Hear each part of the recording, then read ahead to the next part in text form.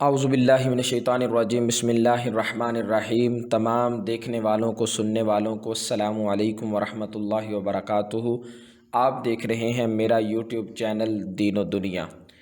تو بات ہو رہی ہے ایک مکمل سیریز کے حوالے سے امت مسلمہ کے زوال کے اسباب، وجوہات اور تدارک، اور بات ہو رہی ہے جو ابھی ٹاپک چل رہا ہے کہ امت مسلمہ کے وہ کون سے اوصاف تھے، وہ کون سی کوالٹیز تھی کہ جن کی بنا پر پوری امت مسلمہ پوری دنیا میں عروج پا گئی۔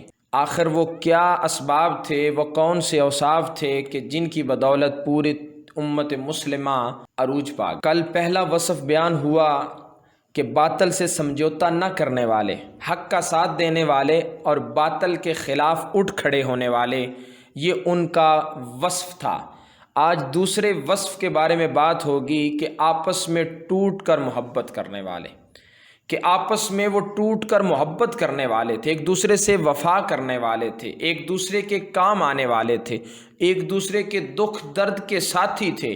وہ اپنے اوپر دوسروں کو ترجیح دیتے تھے، اگرچہ خود تنگی میں کیوں نہ ہو، اگرچہ خود مصیبت میں کیوں نہ، اگرچہ ان کو خود کسی چیز کی ضرورت کیوں نہ ہو، مگر وہ اپنے دوسرے مسلمان بھائی کو اس پر فوقیت دیتے تھے، ترجیح دیتے تھے کہ مجھے بعد میں مل جائے مگر میرے بھائی کو پہلے مل جائے۔ قرون اولیٰ کے مسلمانوں کی سیرتوں کا گہرا مطالعہ کے بعد ہی یہ اخذ کیا ہے کہ وہ دشمنوں کے مقابلہ میں سینہ تانے پہاڑ تھے، لیکن آپس میں غضب کی محبت کرنے والے تھے۔ ان کی محبتوں کا سبب کلمہ طیبہ ہی تھا، رحماء بینہم، کہ آپس میں بڑے رحم دل ہیں۔ آسمان کے نیچے جو واحد اخوت کلمہ طیبہ کی بنیاد پر قائم ہوئی تھی، اس نے باہمی محبتوں اور الفتوں کے نئے باب رقم کیے۔ انہوں نے اپنا آدھا مال اپنے مسلمان بھائی کو دے دیا، یہاں تک کہ اگر کسی انصار کی 2 بیویاں تھیں تو انہوں نے 1 بیوی اپنے مہاجر بھائی کے عقد میں دینے کی پیشکش کی۔ یہ الگ بات کہ خوددار مہاجرین نے انہیں کہا کہ آپ ہمیں بازار کا رستہ دکھا دیں، ہم ویسے بھی مال کے حصے دار نہیں بنیں گے، ہم خود محنت کریں گے، ہمیں بازار کا رستہ دکھا دیں۔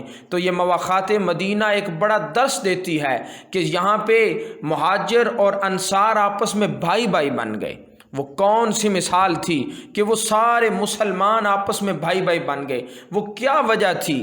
وہ کیسے ہو گیا؟ وہ صرف اور صرف ایمان کی وجہ سے، وہ صرف اور صرف کلمہ طیبہ کی وجہ سے، وہ صرف اور صرف توحید کی وجہ سے، وہ صرف اور صرف رسالت کی وجہ سے کہ ان کا ایمان مضبوط تھا، ان کی نیت ٹھیک تھی، ان کا عقیدہ توحید ٹھیک تھا۔ تو سارے مسلمان، چاہے وہ مہاجر تھے چاہے وہ انصار تھے، وہ آپس میں بھائی بھائی بن گئے۔ باہمی محبتوں کے جو بے مثال نمونے اس مقدس گروہ نے چھوڑے ہیں، دنیا اس کی مثال پیش کرنے سے قاصر ہے۔ یہ جنگ میں جان بلب ہوتے ہوئے بھی پانی کا پیالہ اپنے مسلمان بھائی کو دینے کا اشارہ کرتے تھے، وہ اگلے کو اشارہ کر دیتا اور وہ اگلے کو، یہاں تک کہ پانی کا پیالہ 7 لوگوں تک پہنچتا تو پتہ چلتا کہ 7واں تو جام شہادت نوش کر چکا ہے، پھر 6 کے پاس پہنچا، دیکھا وہ بھی شہید ہو چکا ہے، اس طرح 7 ہی شہید ہو گئے۔ کیا دنیا کی تاریخ ان محبتوں کی مثال پیش کر سکتی ہے؟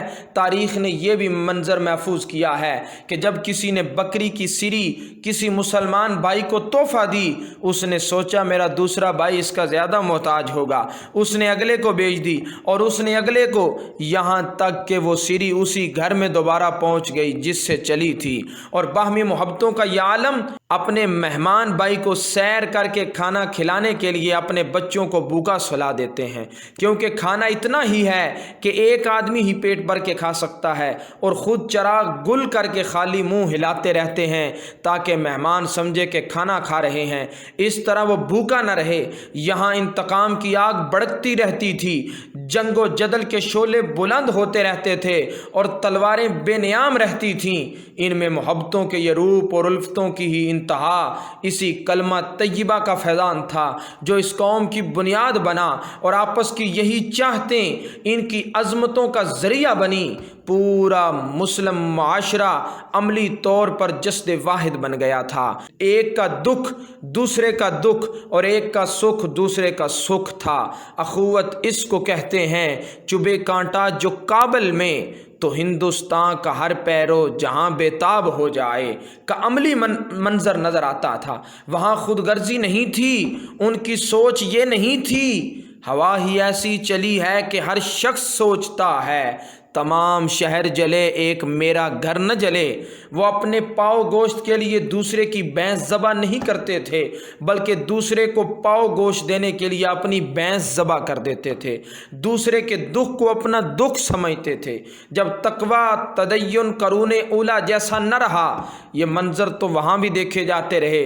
کبھی چند بیواؤں اور یتیم بچوں کی آواز پر محمد بن قاسم سندھ تک آ پہنچا، اور کبھی اپنی مسلمان بہن کی آواز پر معتصم باللہ اپنے لاؤ لشکر سمیت اس کی مرد کو پہنچا۔